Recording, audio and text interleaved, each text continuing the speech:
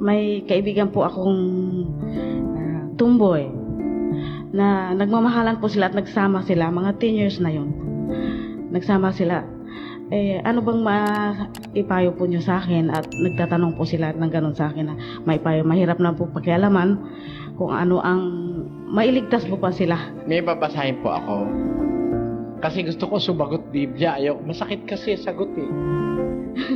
Kasi, Biblia, Hindi na ninyo, babasahin ko.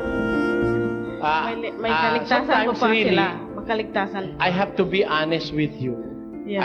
I have to be compassionate to the third sex. Yung mga bading, mga tomboy, mga silahis. Third sex daw yan. Ewan ko kung meron pang fourth o meron pang fifth. Ang alam ko may hepatitis A, B, C. Pero yung mga tomboy, lahat ng tao po nilikha ng Diyos. We have to accept the fact that every existing being now is created by God. Lahat tayo, Diyos ang gumawa sa atin. Pati nga bulag, pati lumpo, pati kung sino-sino. Basahin muna natin. Sa Exodo, ganito po sinasabi sa Kapitulo 4. At sinabi sa kaniya ng Panginoon, sinong gumawa ng bibig ng tao? O sinong gumawa ng pipi? O bingi? O may paningin? O bulag sa tao? Hindi ba akong Panginoon? Let us put that in English. And the Lord said unto him, Who hath made man's mouth? Or who maketh the dumb, or deaf, or the seeing, or the blind? Have not I the Lord? Is it not the Lord who made everybody? According to this verse, even the blind, the mentally incapacitated, the physically incapacitated people, they are all creations of God, showing us how versatile the God of the heavens is. He can make anything or create anything that He wanted to create. But there is wisdom that must be understood in the diversities of creation. Why is it that I'm white? Or sometimes I am brown. Because I'm Malay. Ang Pilipino galing sa Malayan race. Now, why are those people who are black? They are very black. Actually, they will not open their mouth. You cannot see their shining teeth. You cannot notice them in the dark. You have to have strong illuminations for them to be noticed if they are so much black. There are those people who really are black. The darkest of the black. There are those who are brown, a little bit white. There are those who are white. There are those who are yellow. One friend sometime asked me, if God is justice, why did He not create us all equal and the same? My answer is this. Can you imagine a world of people who have the same sizes of nose? The same size. No Filipino, because we Filipinos are pango. Our nose are flat. Flat nose. Filipinos are flat nose. Wag kang mahihiya kung ang ilong mo ay pango. Di ba ganon ang Pilipino? Pango. Pero there are those people who have so pointed noses. Maganda kung tignan. They are very good-looking people. Now, can you imagine if God created all of us with the same size of nose, with the same eyes, with the same lips, with the same color, with the same height? What will be the result? We are all looks alike. Is that the result? You will look like me and I will look like yours. You will look like your father and you will look like your sister. Everybody looks alike. What will happen? If there is a thief being apprehended by a policeman, and it so happened that the thief mingled with other people, the police will be lost. It is not the thief that will be lost. The police will be lost. Why? Because if he saw a mirror, then he have seen the thief in himself. Will not that be the result? Di ba? Pagka pare-pareho tayo, pare-pareho ng ilong, pare-pareho ng ipin, pare-pareho ng taas, pare-pareho ng lahat, pare-pareho, pare-pareho, magkakamukha tayo. Pag may nagnakaw, hinabol ng pulis, napakagitna doon sa maraming kamukha din niya, sabi, sino kaya rito yung magnanakaw? Nung maharap yung pulis sa salamin, ikaw ang magnanakaw, sabi niya sa sarili niya. Siya yun Magulo mundo. There will be chaos on earth if we are all created in everything equal. We must not ever think of God creating all of us equal. Equal in size, equal in body, equal in everything. There will be chaos in society.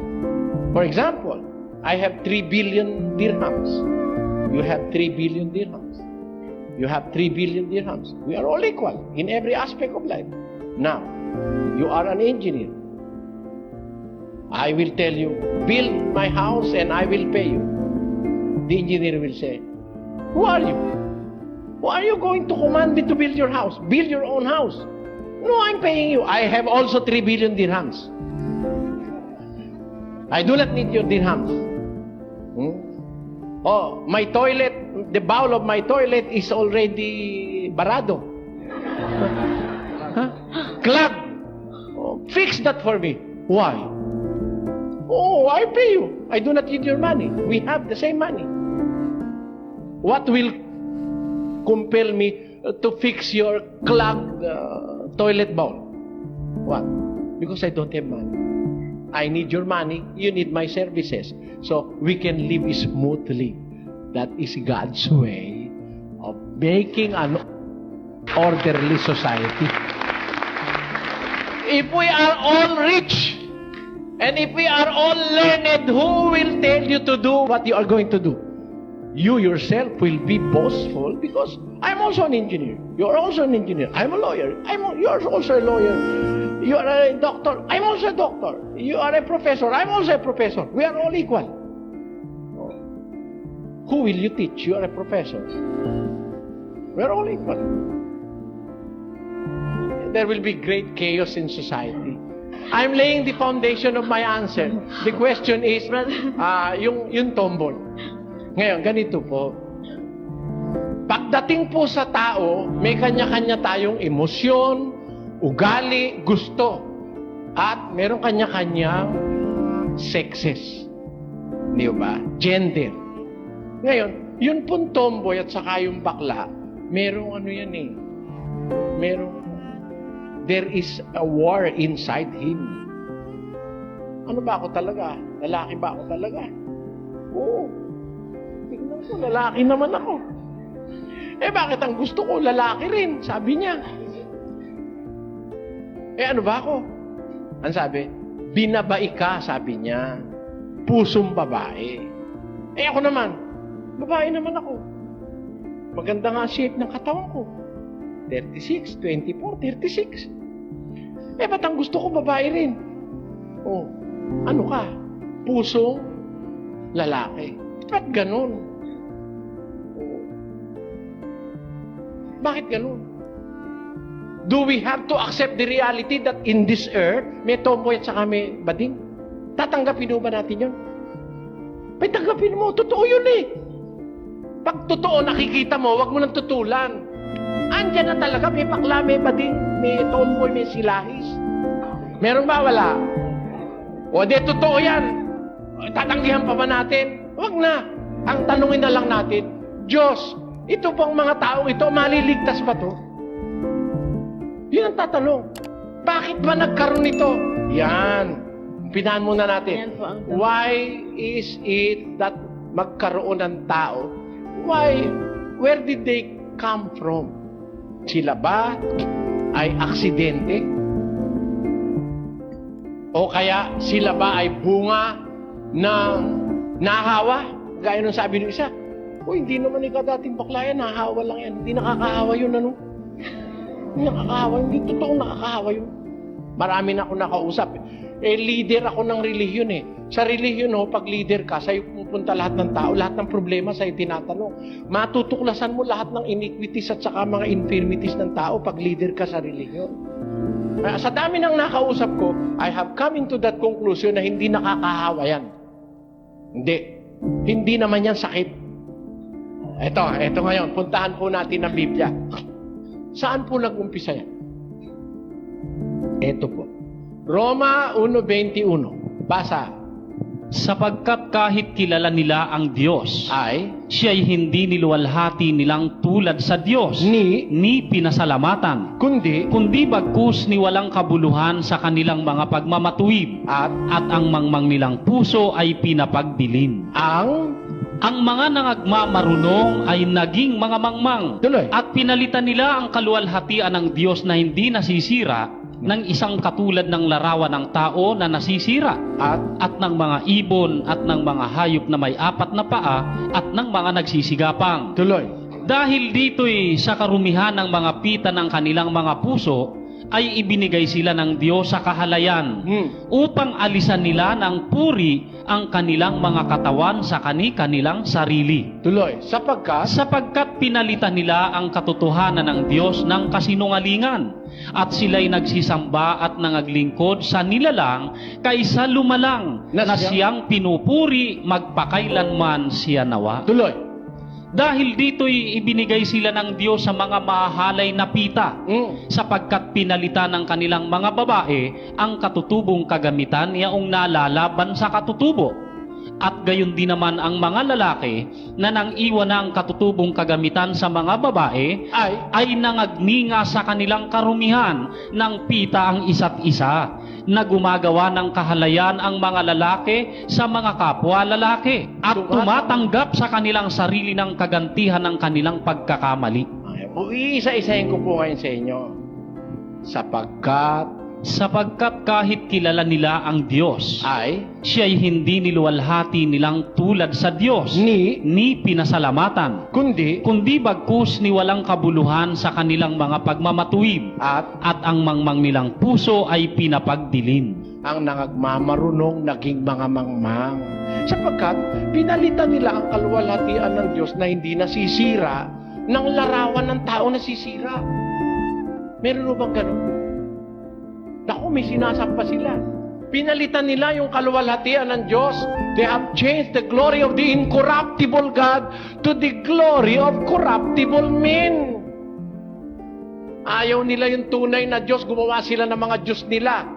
Tapos, dahil dito'y sa karumihan ng mga pita ng kanilang mga puso, ay ibinigay sila ng Diyos sa kahalayan, upang alisan nila ng puri ang kanilang mga katawan sa kanilang sarili, sapagkat pinalitan nila ang katotohanan ng Diyos ng kasinungalingan, at sila'y nagsisamba at naglingkod sa nilalang kaysa sa lumalang na siyang pinupuri magpakailanman siya nawa. Dahil dito, ibinigay sila ng Diyos sa mahahalay na pita, sapagkat pinalitan ng kanilang mga babae ang katutubong kagamitan niyaong nalalaban sa katutubo. Ay gayon din naman ng mga lalaki, nang iwan na yung katutubong kagamitan sa mga babae, nangagninga sa kanilang sarili ng pita ng isa't isa, na ang lalaki gumagawa ng kahalayan sa kanyang kapwa lalaki.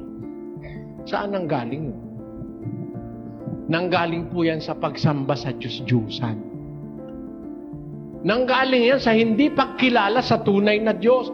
Kaya nagkaroon ng ganyang problema ang society. Naging anak tayo ng mga sumasamba sa Diyos-Diyusan. They have changed the glory of the incorruptible God to the glory of corruptible men, and four-footed beasts, and those that crawl on the ground. Ayan ang mga sinasampa ng mga tao. Kinalimutan nila yung Diyos. So, God has given them into uncleanness. Gave them up unto vile affections, for even their women did change the natural use into that which is against nature, and likewise also the men, leaving the natural use of the woman, burned in the lust one toward another, men with men, working that which is unseemly. See, Ang dahilan po niyan, kapatid, yung hindi pagkilala sa Diyos. Ngayon, nandyan na yan. Let us accept the fact na meron na po ngayong babae na mas gusto niya yung kapwa niya babae. At meron na ring lalaki, ayaw na sa babae, gusto niya naman yung kapwa niya lalaki. Pero ang tanong, may pag-asa bang maligtas po yan? Alam mo ba, mapapalitan mo pa ba yun? Yun na nga talaga ang pagkatao niya. Lalaki ang kanyang katawan, ang puso niya ay babae. Siyempre, sino magugustuhan niya? Lalaki din. Babae kanyang katawan, pero ang puso niya ay lalaki. Sino magugustuhan niya? Babae rin. Pero, kinukonsinti ba ng Diyos yun? Does God agree na lalaki sa lalaki at babae sa babae? Does God agree with that? Definitely not. Ayaw po ng Diyos nun. Pero, may pag-asa bang maligtas yung ganon? Basahin po natin ang 1 Corinthians 6 at 9 hanggang 11. Pakinggan niyo po. O hindi ba ninyo nalalaman na ang mga liko ay hindi magsisipagmana ng kaharian ng Diyos? Huwag kayong padaya, kahit ang mga mapakiapid, ni ang mga mananamba sa Diyos-Diyosan, ni ang mga mangangalo niya, ni ang mga nagsasababae, ni ang mga mapakiapid sa kapwa lalaki, ni ang mga magnanakaw, ni ang mga masasakim, ni ang mga manglalasing, ni ang mga mapagtungayaw, ni ang mga manglulupig ay hindi mangagmamana ng kaharian ng Diyos. At ganyan ang mga ilan sa inyo. Ngunit nangahugasan na kayo. Ngunit binanal na kayo. Ngunit inaring ganap na kayo sa pangalan ng Panginoong Hesukristo at sa Espiritu ng ating Diyos. May pag-asa naman palang maligtas May pag-asa maligtas. Pagka nagbagong buhay, kahit na ba halimbawa, hindi mo mabago talaga, tumatalsik talaga yung balakang mo, di ba? O kaya tumatalsik talaga yung kamay mo. O ikaw naman ay babaeng kung lumakad ay machong-macho, hindi mo na mababago yun, natural na sa'yo yun di ba? Pero meron ka pa rin pag-asang maligtas, kapatid. Paano? Sabi ni San Pablo, hindi nyo ba alam? Know ye not that the unrighteous shall not inherit the kingdom of God? Be not deceived, neither fornicators, nor idolaters, nor adulterers, nor effeminate, nor abusers of themselves with men, nor thieves, nor covetous, nor drunkards, nor revilers, nor extortioners shall inherit the kingdom of God. And such were some of you, but ye are washed, ye are sanctified, ye are justified in the name of the Lord Jesus and by the Spirit of our God. So, may pag-asa pong maligtas. Bakla, tomboy, silahis, kahit sino pwedeng maligtas. Huwag lang tayong gagawa ng labag sa utos. So, you can be saved. Under those situations, pwede ka rin maligtas. Ganun po. Yung sinasabi nyo naman, payuhan natin na hindi pinapayagan kasi ng Diyos yung same-sex marriage. Pero may paraan para maligtas. Sumunod tayo sa batas. Huwag tayong gagawa ng masama. Maliligtas din tayo kahit ano pa kalagayan natin sa buhay. Heaven is open for everybody who acknowledge God and serve Him according to His will. That is biblical.